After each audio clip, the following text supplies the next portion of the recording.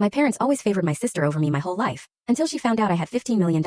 She completely lost it right in the middle of Thanksgiving dinner. For 32 years I was the overlooked daughter, forever in my sister's shadow while she basked in my parents' endless adoration. They had no idea that while they were busy praising their golden child, I was quietly building a $15 million fortune.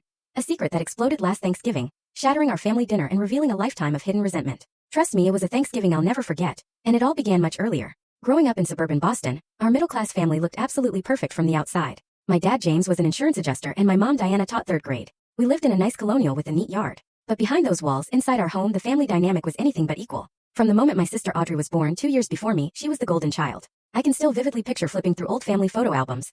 Audrey had entire books dedicated to her first steps, her first words, her first day of kindergarten. My milestones? They'd get maybe a page or two tucked into the back of her albums almost like an afterthought. The favoritism showed up in 1,000 small ways, little paper cuts that accumulated over the years. When Audrey started dance lessons at 6, my parents were at every single recital, front row, flowers in hand, snapping dozens of photos. Our living room literally became a shrine to her dancing, filled with trophies and pictures. The summer I won the state science fair at age 12, they skipped the ceremony because Audrey had a dance competition that same day. My certificate ended up in a drawer in my bedroom. Christmas mornings were the exact same story. Audrey would unwrap expensive gifts, things she'd specifically requested, while I got practical items or generic presents that showed absolutely no thought. One year, this memory still stings. Audrey, who was 14 then, received a beautiful white gold necklace with a sapphire pendant that matched her eyes. I got a set of educational books about famous scientists. Don't get me wrong, I like science, but the message was crystal clear.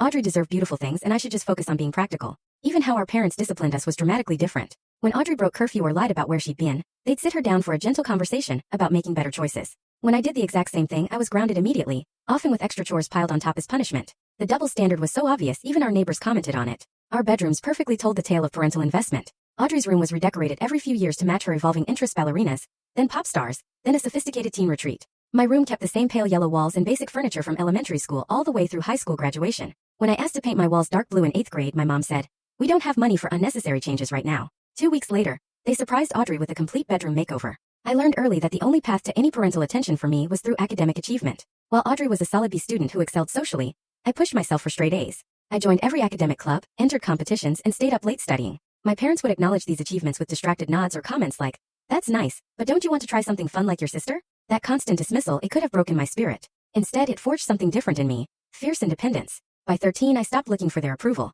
Full story on the channel. Link below. Click now and watch what happened next.